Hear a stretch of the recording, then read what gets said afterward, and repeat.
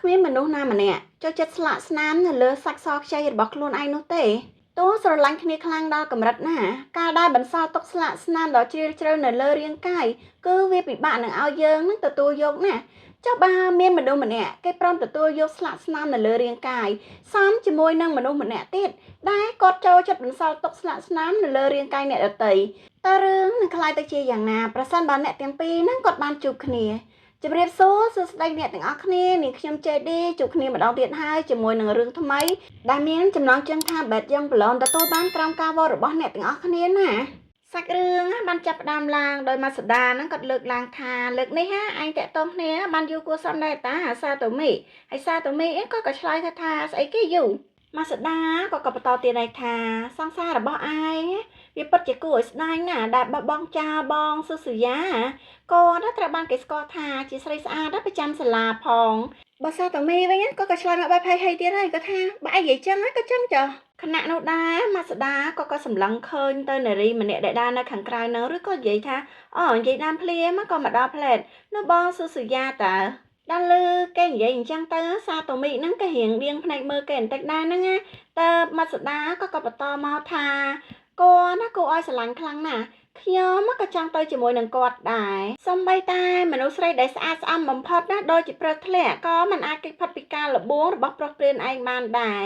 ព្រាននោះមើលទៅសាតូមីហ្នឹងដូចជាអត់បានស្ដាប់ទេតែម៉ាសូដាក៏សួរទៅថាណែសាតូមីឯងមានកំពុងស្ដាប់ខ្ញុំអត់ហ្នឹងឯសាតូមីក៏តបមកថាតែគាត់ពិតជាមានស្បែកប្រភេទដែលមើលទៅស័ក្តិសមនឹងស្នាមរបួសពិតមែនណាថាអញ្ចឹងហើយក៏គិតថាចង់ខំថែមទៀតហើយគាត់ក៏ខំបំបែកស្ករក្រប់នៅក្នុងមាត់របស់គាត់នឹងឡើងសាហាវហ្មងត្រឡប់ទៅរកអតីតកាលនៅពេលដែលសាតូមីហ្នឹងក៏នៅរៀននៅបឋមសិក្សាក្មេងស្រីដែលគាត់ស្រឡាញ់ហ្នឹងបានដួលហើយក៏មានរបួសគាត់ក៏បានរត់ទៅមើលដែលសួរផងថាមានរឿងអីកាត់ឡើងហ្នឹងមានឈឺត្រង់ណាអត់ឲ្យខ្ញុំមើលតិចមើលប៉ុន្តែបន្ទាប់ពីបានឃើញស្នាមរបួសនឹងហើយគាត់តែជាមានអារម្មណ៍ចម្លែកដោយបេះដូងលោតញាប់ខ្លាំងមែនតើជាងមានអារម្មណ៍ថាអាណិតចំពោះរបួសរបស់នាងគាត់បែរជារំភើបទៅវិញដល់អញ្ចឹងទៅនៅពេលដែលគាត់ចាប់ផ្ដើមមានស្នេហាហើយបានរួមមេត្រីជាមួយនឹងស្រីដតីគាត់តែងតែខំនាងរហូតដល់ពួកនាងឈឺមានស្នាមរបួសចេញឈាមតែគាត់បែរជាទទួលបានអារម្មណ៍នៅសេចក្តីសុខទៅវិញហើយស្រីដែលគាត់បានគេជាមួយនឹងនាងក៏និយាយថាជាធម្មតាមនុស្សគេមិនអាចខំជ្រៅដល់ថ្នាក់ធ្លីស្បែកបែបនេះទេចុះបើវាបន្សល់ទុកស្នាមវិញនោះម្ល៉េះហើយសាតូមីក៏បានសុំទោសនាងដោយនិយាយថាសុំទោសផងខ្ញុំរំភើបច្រើនបន្តិចទាំងដែលក្នុងចិត្តរបស់គាត់នឹងបានគិតថានាងក៏គួរឲ្យធន់ទ្រាំខ្លាំងណាស់ដែរហើយឃ្លាបន្ទាប់ដែលគាត់និយាយទៅកាន់នាងគាត់ក៏និយាយថាខ្ញុំមិនធ្វើឲ្យឯងឈឺទៀតទេដូច្នេះតើអាចឲ្យខ្ញុំខំតិចបានទេសុំចាស់ណាពេលដែលគាត់សុំធ្វើអញ្ចឹងទៅនារីនោះក៏ថាហត់ចិត្តណាស់ក៏បានដែរសាតូមីក៏បន្តគិតក្នុងចិត្តទៀតដែរក៏ថាការខំទម្លុះស្បែកសខ្ចីហើយបន្សល់ទុកនៅស្នាមមិនដឹងជាយ៉ាងម៉េចទេវាធ្វើឲ្យខ្ញុំរំភើបខ្លាំងណាស់ប៉ុន្តែត្រឹមតែប៉ុណ្ណឹងវាមិនទាន់អាចបំពេញចិត្តខ្ញុំឲ្យបានគ្រប់គ្រាន់នៅឡើយទេទោះបីជាខ្ញុំមិនដែលខ្វះមិត្តស្រីថ្មីក៏ដោយវាមិនដឹងធ្វើម៉េចទេបើខ្ញុំមិនអាចខាំពួកគេឲ្យតតែស្កប់ស្កល់ចិត្តខ្ញុំបានតតែសោះខ្ញុំឆ្ងល់ណាស់ថាតើមានក្មេងស្រីណាម្នាក់ដែលអាចបំពេញបំណងចិត្តខ្ញុំយ៉ាងពិតប្រាកដដែរឬទេបន្ទាប់ពីគាត់គិតអញ្ចឹងទៅគាត់ក៏ដកដង្ហើមធំចេញបន្តិចដូច្នេះហើយម៉ាសូដាគាត់ឆ្ងល់ណាស់ទៅគាត់យកដៃមកចុចថ្ងាសរបស់គេទាំងដែលហៅគេថាហេសាតូមីគាត់ក៏រៀងមើលចិត្តបន្តិចដែរតែគាត់ក៏សួរទៅថាតើអញកំពុងធ្វើអីហ្នឹងហើយម៉ាសូដាក៏តបមកថាគឺថាឃើញប្រុសសង្ហាមកអង្គុយដកដង្ហើមធំបែបនេះវាធ្វើឲ្យខ្ញុំទៅភ្នែកណាហើយសាតូមីក៏និយាយបន្តថាខ្ញុំច្រណែនឯងត្រង់ថាឯងមើលទៅដូចជាគ្មានរឿងស្ទះអីសោះហ្មងម៉ាសូដាម្ល៉េះហើយម៉ាសូដាក៏ទៅវិញថាស្អីគេឯងចង់ដៀលខ្ញុំមែនទេភ្លាមនោះសម្លេងប្រកាសឲ្យថ្នាក់ A និងថ្នាក់ B បើកើតជាក្រុមតែមួយហើយក៏កាត់ដល់ពេលដែលពួកគេនឹងកំពុងតែលេងបាល់សាតូមីក៏និយាយថាធន់ណាពួកគេដូចលេងមែនតែនពេកហើយគឺថាម្នាក់អញញាប់ដៃញាប់ជើងនឹងលេងកីឡាហ្នឹងប៉ុន្តែសាតូមីគាត់អត់ចង់ទេគាត់ធន់ហ្មងខណៈនោះដែរក៏បានសម្លឹងទៅឃើញបរិសម្នាក់គេណាដូចស្ពឹកមិនដឹងទេទៅគាត់និយាយក្នុងចិត្តថាមើលតកណាដូចជាមិនប្រឹងប្រែងតទៅសោះតែគាត់ណាមកពីថ្នាក់ B មែនទេឃើញគេស្ពឹកអញ្ចឹងក៏រៀងដកអង្ហើមធំបន្តិចដែរតែដល់ទៅពេលសម្លឹងទៅខ្លួនប្រាណរបស់គេកន្លែងណាក៏មានរបួសដែរឡើងធ្វើឲ្យគាត់ណាចាប់អារម្មណ៍មើលគេតែម្ដង ខណៈនោះដែរម៉ាសដាគាត់សុទ្ធបានអត់ចូលទេម្ល៉េះហើយសាតូមីគាត់ក៏ប្រអាប់ទៅថាឯងនឹងអន់ណាស់ម៉ាសដាឯម៉ូស្ដាក៏ស្លុតទៅគេវិញថាឲ្យបិទមាត់ទៅប៉ុន្តែបើកលេចមកមើលខាងម្នាក់ទៀតឯនោះវិញគាត់គឺរងបាល់នឹងអត់ជាប់ទេម្ល៉េះហើយធ្វើឲ្យបាល់ហ្នឹងក៏ខ្ទាតទៅប៉ះមុខគាត់ឡើងបែកច្រមុះហូរឈាមតែម្ដងដល់ពេលឃើញអញ្ចឹងទៅមានមិត្តមួយចំនួនក៏ចូលទៅសួរថាឲ្យខ្ញុំសុំថប់ផងឯងមានកាត់អីអត់ប៉ុន្តែក៏មានអ្នកដែលលួចនិយាយដើមពីក្រោយដែរដែលពួកគេបាននិយាយថាគាត់មានឈ្មោះថាខណៅគាត់តែងតែសួរបាត់នឹងតែរហូតហ្នឹងហើយម្នាក់ទៀតក៏សួរទៅថាគាត់ឈ្មោះអីគេមិញនេះតែបើមើលមកសាតូមីវិញណាគាត់ក៏គិតទៅក្នុងចិត្តទៀតថាតើមានរឿងអីជាមួយនឹងប្រុសម្នាក់នេះគាត់ណាពិតជាយឺតយ៉ាវខ្លាំងមែនតើគាត់អន់ខ្លាំងជាក់ស្ដែងមិត្តទាំងនោះក៏បាននិយាយទៅកាន់ខណែថាវាត្រូវចាំមុខឯងពេញទំហឹងហ្មងតើឯងហេតុអីទេមែនខណែក៏ឆ្លើយទៅថាវាអត់អីទេប៉ុន្តែក៏មានអ្នកបញ្ជាក់មកថាឯងតែងតែរងរបួសបែបហ្នឹងតែរហូតហ្នឹងតែបើមើលសាតូមីវិញក៏ណាឡើងថត់ចិត្តមកពេលដែលសម្លឹងឃើញឈាមដែលហូរចេញពីច្រមុះរបស់គេអ្នកទាំងពីរអ្នកនោះក៏នៅតែបន្តទៀតដែរថាតើឯងពិតជាអត់អីទេមែនទេឯងតែសម្រាប់នៅខាងនោះទៅម្ល៉េះហើយខណៈហ្នឹងគាត់ក៏បានដើរចេញទៅរកទីកន្លែងសារ៉ាតែភ្លាមនោះក៏សត្វព្រះសាតូមីមកចាប់ដៃគាត់ជាប់គាត់ក៏សួរថាបាទទាំងដែលឆ្ងល់ថាបែបហ្នឹងម៉េចក៏នៅសុកមកចាប់ដៃគាត់ចឹងប៉ុន្តែថាសាតូមីក៏បានលែងដៃគេទៅវិញដោយព្រោះតែគាត់បានសម្លឹងទៅឃើញឈាមហ្នឹងហើយគាត់មានអារម្មណ៍ថារំភើបទៀតដែរអំឡុងពេលដែលគាត់ដើរចាក់ចេញពីគេហ្នឹងគាត់ក៏គិតក្នុងចិត្តផងថាមិញហ្នឹងតើខ្ញុំកំពុងគិតចង់ធ្វើអីដាក់គេចេះដល់ពេលគេធ្វើរឹកផ្លែកអញ្ចឹងទៅហ្នឹងខណៈដែលយឺតយ៉ាវស្រាប់ហ្នឹងគាត់តាមអត់តន់ទេក៏នៅធ្វើមុខងឺឆ្ងល់អញ្ចឹងទៅភ្លាមនោះស្រាប់តែម៉ាសដាហ្នឹងគាត់បានដើរមកដល់ទីហ្នឹងហើយក៏សួរថាតើមានឃើញសាតូមីអត់ហើយខណៈហ្នឹងក៏ឆ្លើយវិញទៅថាអ្នកណាតែដឹងទាំងដែលការពិតជាស្ដែងទៅសាតូមីពេលនេះក៏កំពុងតែសង្ងំនៅក្នុងបន្ទប់ទឹកហ្នឹងដោយកំពុងតែលេងកូនរបស់ខ្លួនឯងហើយគាត់កំពុងតែគិតថាតើខ្ញុំមានរឿងអីកាត់ឡើងហ្នឹងគាត់ធ្វើវាសម្រេចហើយទៅហើយហ្នឹងគាត់ក៏នៅតែអត់ស្កប់ចិត្តសោះតែគាត់សួរខ្លួនឯងទៀតថាតើខ្ញុំធ្លាប់បែបនេះពីមុនមកទេអារម្មណ៍នៅពេលដែលខ្ញុំបានប៉ះស្បែករបស់គេខ្ញុំមិនអាចបំភ្លេចវាបានតតែសោះចង្រៃដល់ហើយគ្រាន់តែគិតអំពីរឿងហ្នឹងខ្ញុំក៏រំភើបបាត់ទៀតអីហ្នឹងប្រុសម្នាក់នោះមានស្នាមរបួសតូចជាច្រើនពេញខ្លួនប្រាណរបស់គេស្បែកសខ្ចីរបស់គេខ្ញុំចង់បន្សល់ទុកស្នាមបន្ថែមទៀតថាតើនៅពេលដែលគាត់គិតអំពីរូបរាងរបស់គេហ្នឹងក៏ធ្វើឲ្យគាត់រួយរាល់ម្ដងទៀតដែរតែគាត់ក៏បន្តគិតទៀតថាខ្ញុំដល់ទៀតហើយទាំងដែលកំពុងគិតអំពីមនុស្សប្រុសម្នាក់មិញហ្នឹងដល់ពេលដឹងថាខ្លួនឯងកំពុងគិតអំពីមនុស្សប្រុសអញ្ចឹងរៀងញ័រសាច់បន្តិចដែរណាឬក៏ថាខ្លួនឯងថាតែខ្ញុំកំពុងតែធ្វើអីឈួតហ្នឹងជាមួយនឹងប្រតិកម្មស្វ័យប្រវត្តិហ្នឹងទាំងដែលកំពុងតែគិតអំពីមនុស្សប្រុសម្នាក់ហ្នឹងផងនេះវាមិនមែនជារឿងធម្មតាទេទោះជាយ៉ាងណាក៏ដោយខ្ញុំមិនចង់ចាំផ្ទៃមុខរបស់គេទៀតទេតែថាគ្រាន់តែគាត់គិតអញ្ចឹងហើយហ្នឹងនៅពេលដែលគាត់បើកទ្វារបន្ទប់ទឹកមកក៏ស្រាប់តែវាក់ជាមួយនឹងខណោហើយនៅពេលនោះគាត់ឡើងភ្ញាក់ខ្លួនព្រឹត្តហ្មងតើក៏បានលេបស្ករគ្រាប់ដែលគាត់តែងតែបៀមជាប់នៅក្នុងមាត់ចូលពោះហើយគាត់ក៏បានគិតនៅក្នុងចិត្តថាមិនក៏មកចាំពេលនេះតែម្ដងអញ្ចឹងភ្លាមនោះដោយសារខណោឃើញគាត់ដូចរៀងចម្លែកហើយស្លាក់គាត់ក៏សួរទៅថាតើមានរឿងអីកាត់ឡើងមែនសាតូមីមែនតើឯងអត់អីទេមែន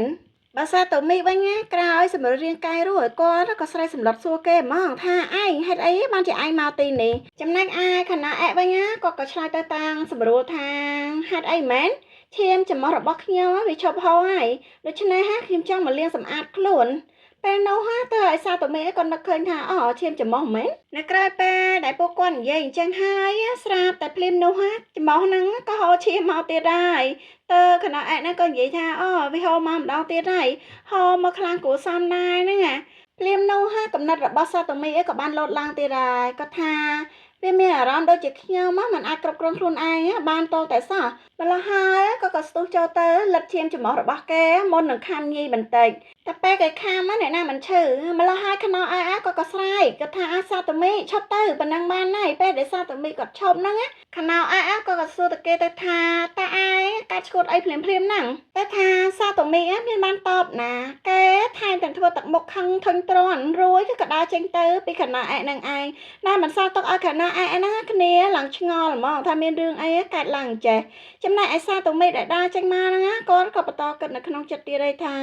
ខ្ញុំមានអារម្មណ៍ថាកាន់កំណៅដោយសារតែមនុស្សប្រុសម្នាក់ទាំងដែលខ្ញុំសម្រេចរួចដល់តែ2ដងទៅហើយ ហើយអ្វីដែលរត់តែហួចចិត្តទៅទៀតនោះគឺគេគ្រាន់តែជាមនុស្សលេលើម្នាក់សោះហ្នឹងតើមានអ្វីកើតឡើងចំពោះខ្ញុំមើលខ្ញុំមិនមែនជាពួកស្រឡាញ់ប្រុសដូចគ្នាទេដាច់ខាតគឺមិនមែនឡើយគាត់គិតទាំងមួមកក្តៅកាហាយក្នុងចិត្តម្លងភ្លាមនោះម៉ាស្ដាក៏ក្បាលមកដល់រួចគាត់ក៏ហៅទៅសាតូមីថាតើឯងបាត់ទៅណាហ្នឹងខ្ញុំដើររកឯងសង្ងប់ហើយ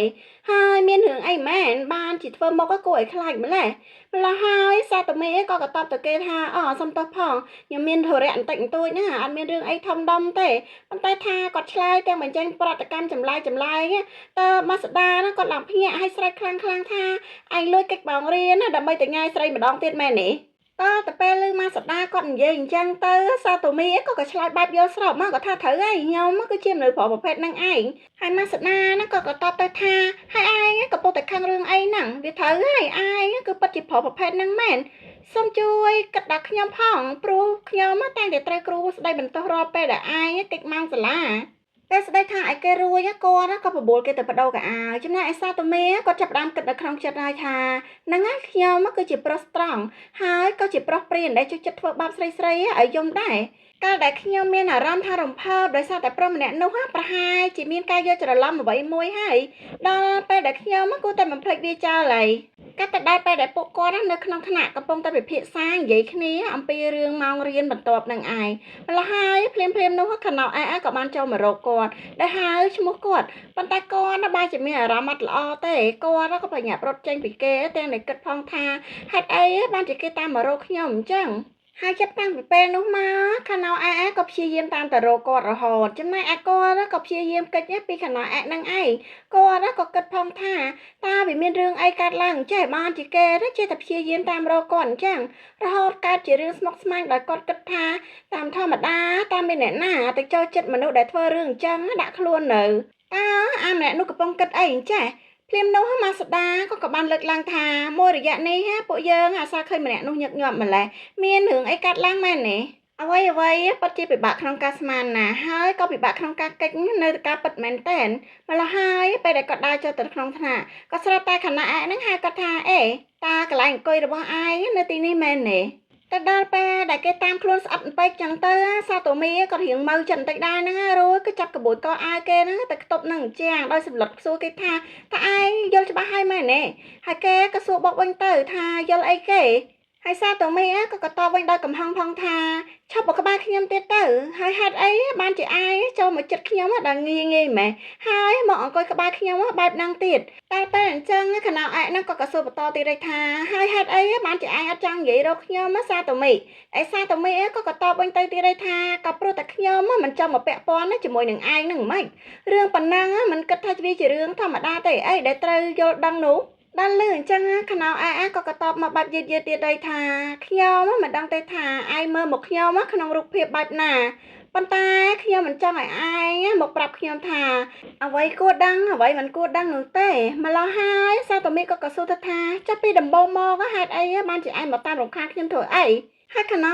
ក៏តបមកថានោះក៏ព្រោះតែឯងមើលទៅគួរឲ្យចាប់អារម្មណ៍សាតូមីលឺអញ្ចឹងគ្នាឡើងភ្ញាក់ស្អែកថាឡើងហាមាត់ធំហ្មងម្ល៉េះហើយខណោ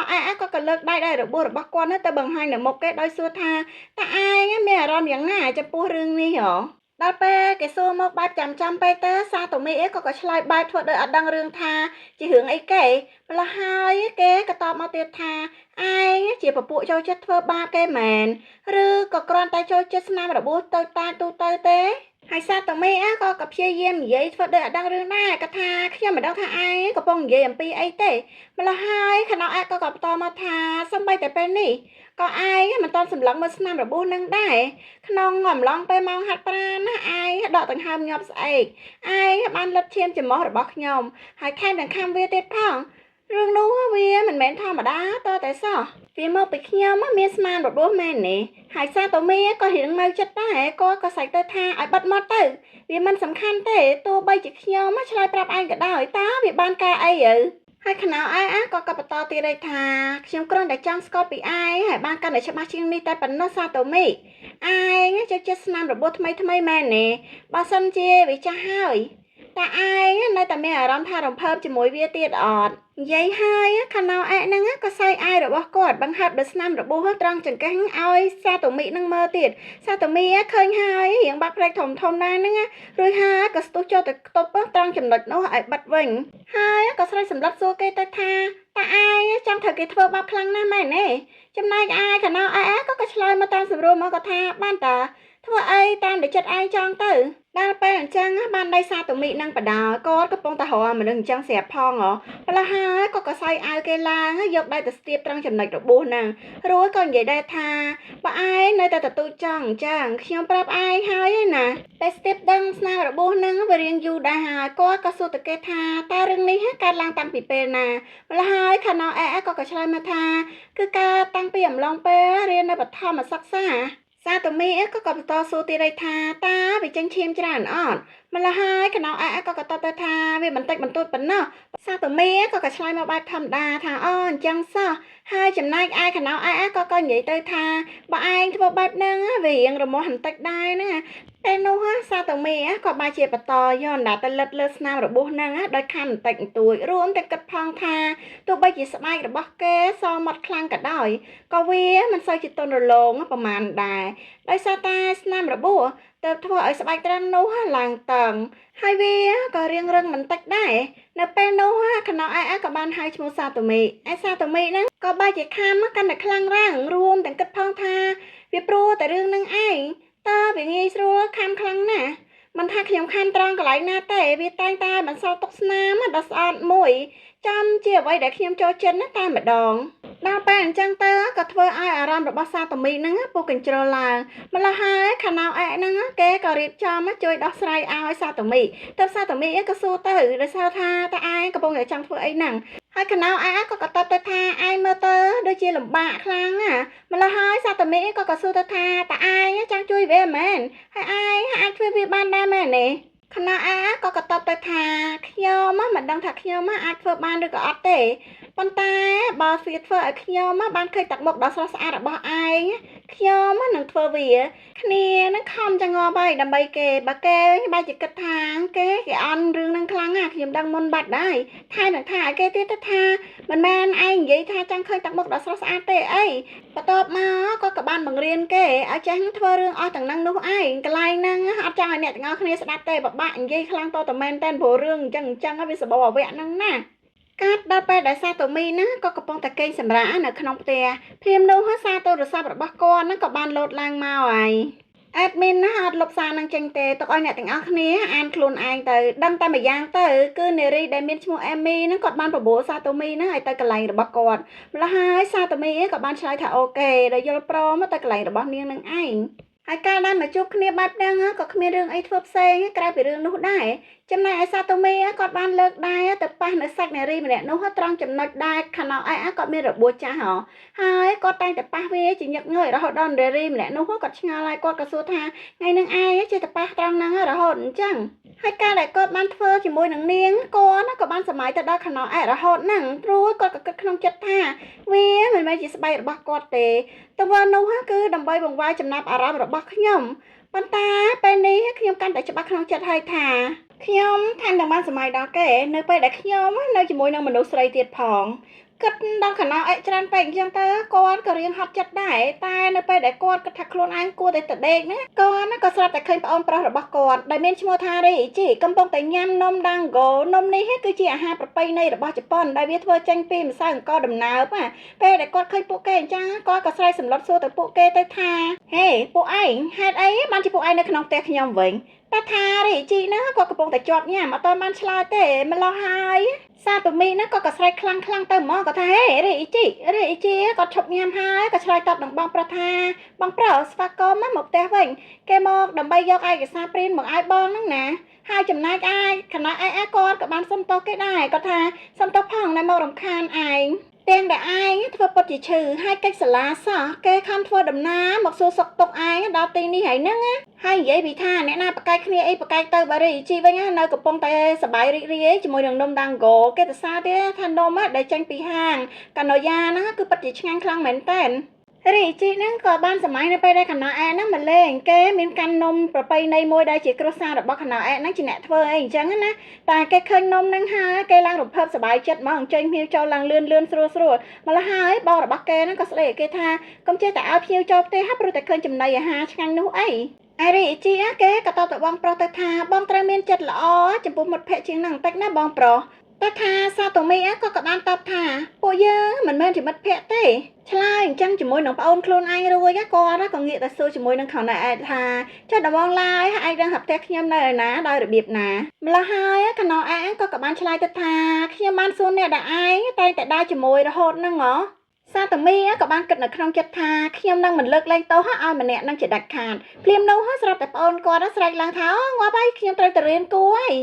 នៅពេលដែលគាត់កំពុងតែរត់ចាក់ចេញទៅហ្នឹងគាត់ក៏បានស្រែកប្រាប់បងគាត់ថាម៉ាក់ប្រាប់ថាថ្ងៃនេះពួកគាត់មកផ្ទះវិញយឺតពួកគាត់ឲ្យយើងញ៉ាំបាយល្ងាចមុនទៅខ្ញុំទៅក្រៅហើយណាហើយគាត់ក៏រត់ចាក់ចេញបាត់ទៅពេលនោះឯងជាពេលដែលសាតូមីក៏រៀងដកដង្ហើមធំបន្តិចដែរ